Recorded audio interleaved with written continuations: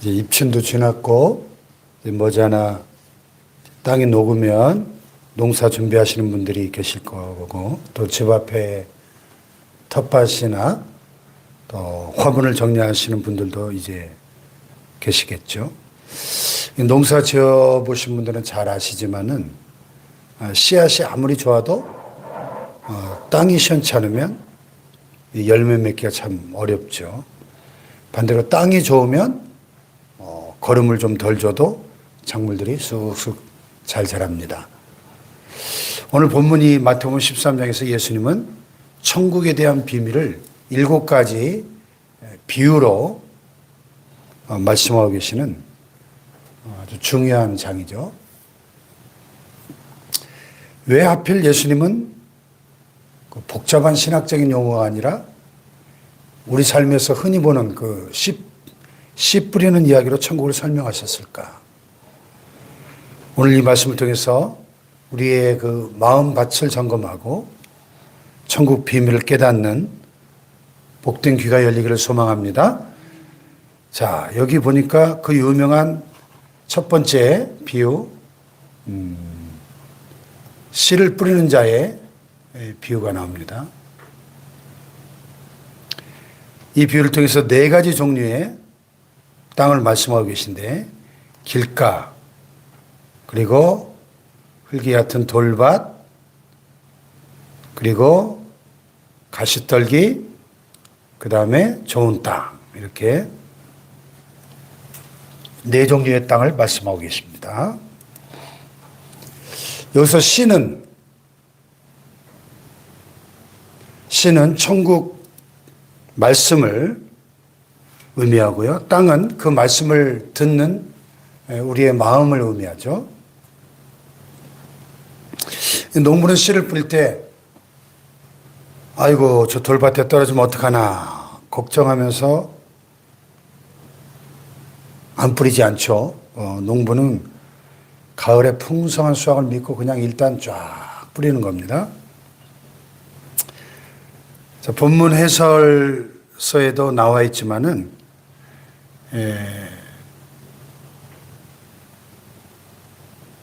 천국 복음이 전파될 때 거기에 대한 사람의 반응은 제각각이고 많은 경우에 부정적인 결과가 나오게 되더라 하는 것이죠. 길가에 떨어져서 새가 날름 먹어버리기도 하고, 또 흙이 얕은 돌밭에 떨어져서 해가 나오면 말라버리기도 하고, 또 가시떨기에 떨어져서 가시가 방해하기도 하고, 이런 우리가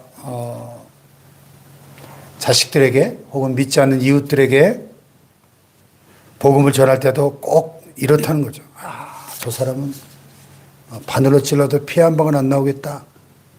이런 경우들이 많이 있죠. 그런데 우리가 오늘 이 비유를 통해서 기억해야 될 것은 땅의 문제지 씨앗이 문제가 아니라는 것입니다. 씨앗인 복음 자체는 아무런 문제가 없습니다. 씨앗 안에는 생명이 있죠. 예수님께서는 비록 실패하는 것 같은 그런 땅들이 있지만 결국 좋은 땅에 떨어진 씨앗은 30배, 60배, 100배로 결실하게 된다. 이렇게 약속하고 계신 것이죠. 인간의 실패와 저항을 뚫고 반드시 이루어지는 것이 하나님의 역사다 하는 것을 말씀하고 계신 것입니다. 이것이 오늘 우리가 낙심하지 말아야 할 이유다 하는 거죠. 자, 제자들이 예수님께 묻습니다. 어찌하여 그들에게 비유로 말씀하시나요? 그냥 알아듣기 쉽게 직설적으로 말씀하시지 왜 비유로 말씀하시나요? 예수님의 대답이 의미심장하죠. 11절을 보세요. 시작. 대답하여 이르시되 천국의 비밀을 아는 것이 너희에게는 허락되었으나 그들에게는 아니 되었다 그랬어요. 무슨 뜻일까요? 비유는 2가지 얼굴을 가지고 있다는 거예요. 마음이 열린 사람에게는 알아듣기 쉬운 설명이 되지만은 마음이 굳게 닫혀 있는 사람에게는 도무지 알 수가 없는 수수께끼가 된다. 그런 의미입니다. 여기 15절에 보면 이 백성들의 마음이 완악하여졌다. 이런 표현이 나오는데 헬라어 원어에 보면 이 완악하다는 말은 살이 쪄서 둔해지다, 굳은 살이 배기다 이런 뜻입니다. 일 많이 하시는 분들 보면은 노동을 많이 하시는 분들 보면 손발에 굳은 살이 박이죠. 굳은 살 박히면 어때요? 바늘로 찔러도 안 아프잖아요. 감각이 없죠. 우리의 마음이 세상의 욕심과 고집으로 굳은 살이 박이면 천국 복음이 아무리 들려와도 감각이 없다는 거예요. 감각이. 이것은 영적 난청이자 영적 시각장애죠. 그래서 이사야가 예언한 것처럼 너희가 듣기는 들어도 깨닫지 못할 것이요 보기는 보아도 알지 못하리라. 세상 돌아가는 소리, 돈 버는 소리, 또 자식 자랑하는 소리에는 귀가 번쩍 뜨이는데 하나님의 말씀 앞에서는 꾸벅꾸벅 졸게 되는 거, 이것이 바로 마음이 완악해진 증거다 하는 겁니다. 오늘 생명산 묵상 에세이에 A.W. 토저 목사님 말씀이 소개되어 있어요. 지난 20세기 최고의 예언자적 설교자 이런 별명을 얻으신 미국 목사님이신데 이런 얘기를 하십니다. 당신은 당신 영혼의 부흥을 원하는가? 그렇다면 당장 집으로 가서 라디오와 TV의 플러그를 뽑고 열흘 동안 다시 꽂지 말라. 라디오와 TV를 버리란 말이 아니라 하나님과 단둘이 만나는 시간을 가져라. 이렇게 도전하고 계십니다. 이분이 1897년부터 1963년까지 사셨던 분인데,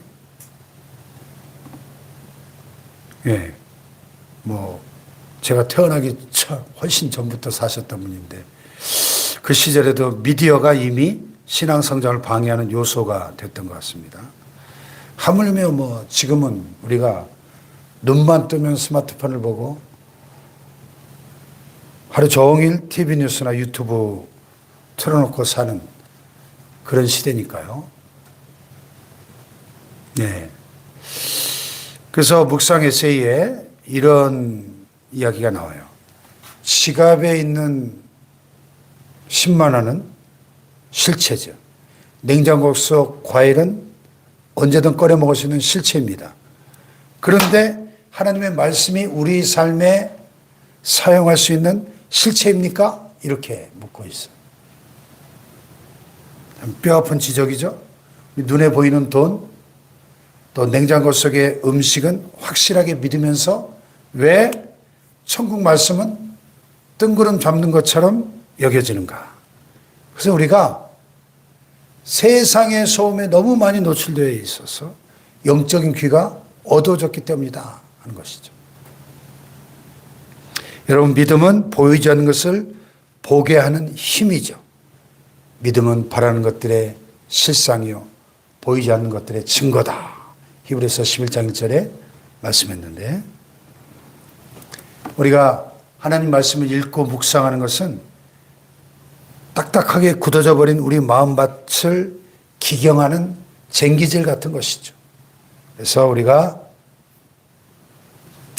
스마트폰을 끄고 TV 소리를 좀 줄이고 주님과 단둘이 만나는 시간, 기도와 말씀으로 주님과 교통하는, 대화하는 그 시간이, 그 말씀이 내 삶을 이끌어가는 실체가 될 줄로 믿습니다. 그래서 여기 16절에 예수님이 이렇게 결론을 내리십니다. 16절 시작. 그러나 너희 눈은 봄으로 너희 귀는 들음으로 복이 있도다. 아멘. 보고 들을 수 있는 눈과 귀가 있는 자가 영적으로 정말 복 있는 자다. 오늘 우리가 이 이른 새벽에 단잠을 깨우고 주님 앞에 나왔는데 세상의 소리보다 주님의 음성에 먼저 귀를 기울이기 위해서 우리가 이 자리에 나왔지 않습니까? 우리의 그 눈과 귀가 복된 눈과 귀가 될 줄로 믿습니다. 예. 그래서 오늘 하루도 우리의 마음밭이 길가나 돌밭이나 가시떨기가 되지 않고 세상 염려와 재물의 유혹이라는 이 가시덤불들 다 걷어내버리고 옥토가 돼서 좋은 땅으로 30배, 60배, 100배로 결실하여 하나님께 영광 돌릴 수 있기를 주님의 이름으로 축복합니다. 기도하십시다.